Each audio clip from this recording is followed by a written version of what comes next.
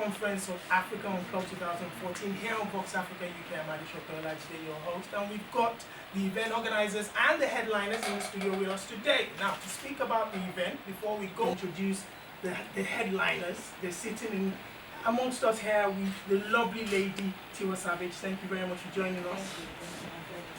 Davido, how you doing? Feeling good with you? Not bad at all. Just before we start questions, I know T-Money raised himself up there, one of the organizers of the Africa Unplugged 2004, Vava, and UK artists representing UK people here, Mazi Chooks. Thank you very much for joining us. Now we're going to be talking about the event that is highly anticipated. This is the second in the series, so we'll start off with the man himself, TORBA. Speak to Africa Unplugged is one of the biggest African music festivals. This is the second edition. We couldn't do the second one last year, now we're doing it. Well, we sat down, me and a couple of people said we were going to put some ideas together. Trying to have like an African kind of Glastonbury, African kind of, V-Festival. The idea was kind of far-fetched, we sat down with a lot of sponsors, sat down with a lot of people, told them my dream. They never listened to me, they never believed it, so went with my bosses and myself and my sister and a few people that loved us, and then we did the biggest African concert in Europe with 20 acts, Femi Kuti, Nyanya, and we couldn't do the next one the following year due to some in-house issue. But we're here now with the biggest African act right now, African Queen, Madam Tiwa Savage, BET MTV Award winner, Davido as well, same thing, Platinum as well. So we felt there was the best fusion we could have is having these three on the same stage and to have an explosive night of music, comedy and How Tiwa, the first Africa Unplugged, like you said, had 20 acts on there, Femi Kuti, a lot of artists all over Africa, Nyanya. When you heard Africa Unplugged knocking on your door, what did you think? I was wondering why it took them so long. I wasn't on the first one, but like they say, God's time is the best. And I saw the show last year. It was, or 2 years ago. It was absolutely incredible. And I was really proud that, like they said, that, when you saw the flyer, you're like, are they really going to get all these acts on one stage? And they did, so they made their dream a reality.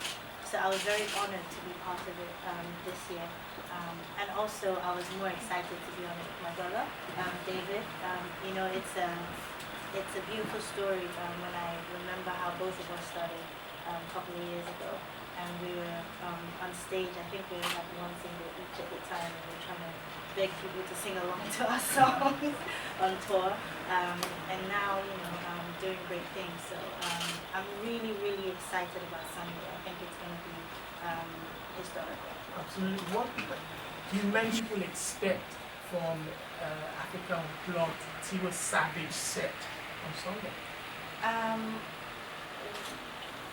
A lot of sexiness. family show. Is it a family show? But yeah, it's going to be great. We've put in a lot of work, not just myself, but the whole production team. I have to, give it up to CEO dancers. They, were the genius behind my whole creative. And it's going to be really, really, really, really good. And obviously the music is going to be great. It's going to be live. I believe every single artist is going to bring something different and unique, but still predominantly African. And that's what's really beautiful about it. All right, fantastic. And moving on to the MTV Award winner, MTV Award winner, Davido, Africa Unplugged 2014. How you doing? Not bad. How do you feel about performing, co-headlining with the likes of Tiwa Savage and Diamond at this prestigious event? Diamond, Tiwa, my sister Diamond, my brother to me, I met in Tanzania like a year ago. We have a big record together, so when I saw the lineup, I was like, perfect, just like it doesn't get better, and it's crazy too because each of us can individually do our own concerts, and to be successful as well. So us coming together and doing this together on Sunday is going to be crazy. People have been excited when they saw the flyers and the posters with you three headlining the event.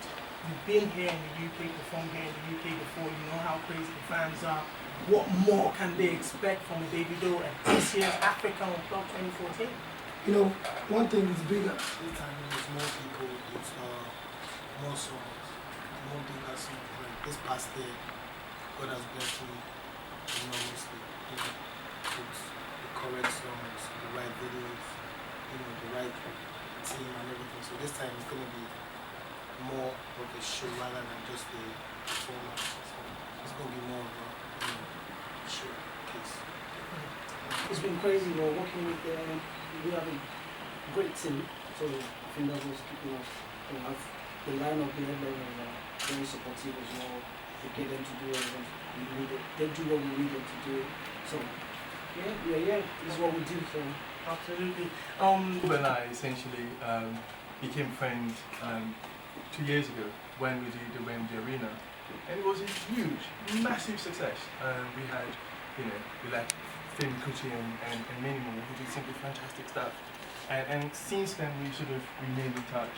And this year when Unplugged came into existence again, it simply sort of said, you know what, you know, because the thing about Unplugged is it's entertainment with conscience.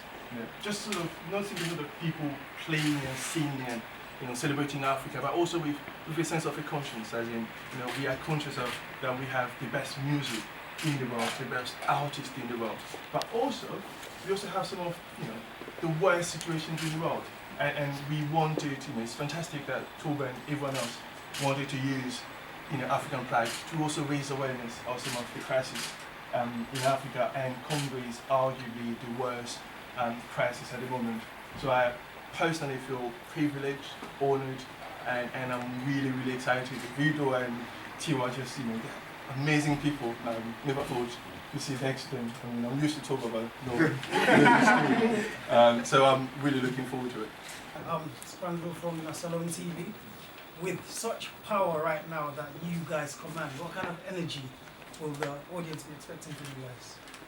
You know, for both of us, we've been on tour around Africa, you know, different countries from, you know, Ivory Coast to a lot of countries in Africa. So I already know this is going to be a show that, you know, we have people from Kenya, you know, Zimbabwe, all over, not just my Nigerian people, you know.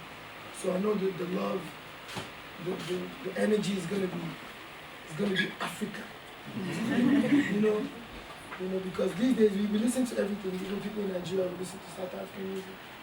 Over there they listen to our music too. So, you know, everything's just gonna be loved. You know, and I can't wait for it. Like Africa Unplugged, in helping to get African culture out there and African music to a wider audience that isn't necessarily. And you connect to music even when you don't understand the language. I love Mafikizolo, but I don't understand the word of what they're saying, but it still connects to me. So what you need to do first is connect to people. And when they connect to the music, they start to research and find out where's this music from. When they find out it's from Nigeria, it's from Africa, then they start to look at the culture, the fashion, the movies, you know, the country, the language. So I personally, and I don't know if I'm being biased, but I think it starts from the music, because music touches your soul faster than any other thing that you have. So I think it's a window to open up bigger opportunities for Africa to showcase the rich culture that we have. And Nigerian concerts. Every time you go out, it's always Nigerian. It's either Tiwa or the band, the Davido, or one person is performing. You know, so, you know, sitting down and thinking, why don't we just put everybody together? Why don't we try and be the AEG or the Live Nation? It's a long dream. It will take another 8-10 years. You lose money, you lose headache, you get kicked out of your house, blah, blah, blah. But when you do get to the bus stop, it will be worth the whole journey. This dream I had, I would say, because you only copy when something is nice. I saw a program in Nigeria and Lagos, something Unplugged.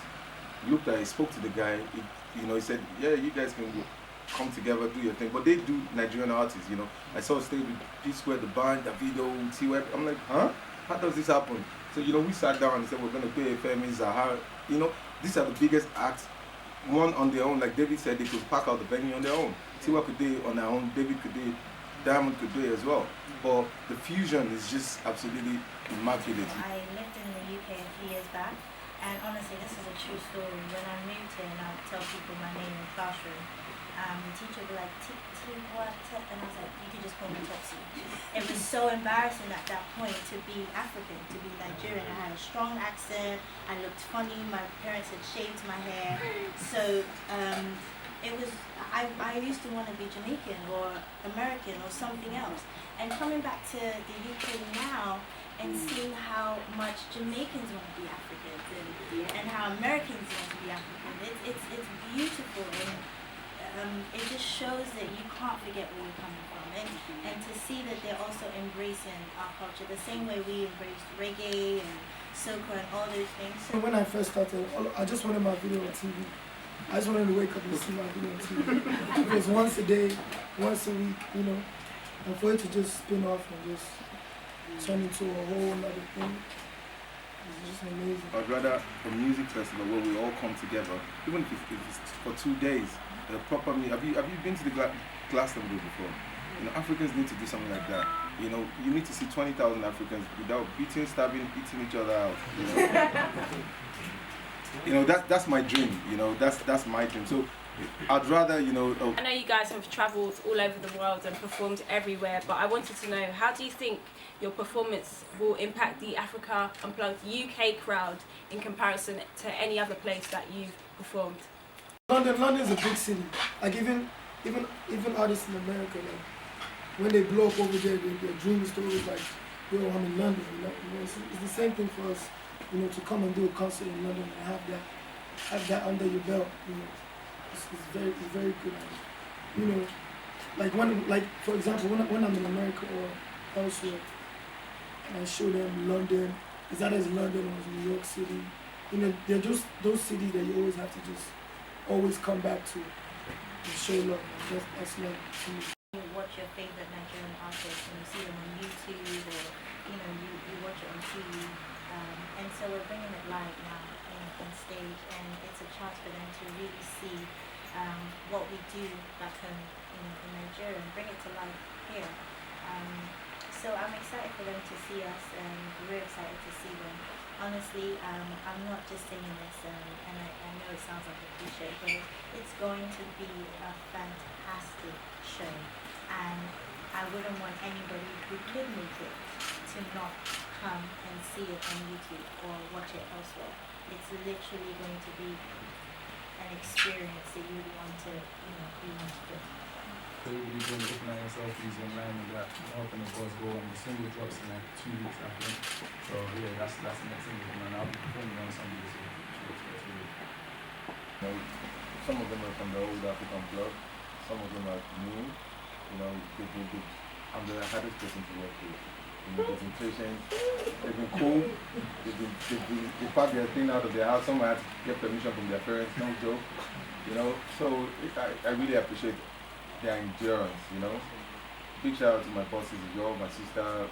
You know, I really want to thank T-Money for listening to me when I started on doing, for believing. You know, initially it wasn't going to be this much effort he was going to put in. So my brother stepped in and he was there for me. You know, so I really appreciate it. And all the TV stations that have helped, it's been fantastic.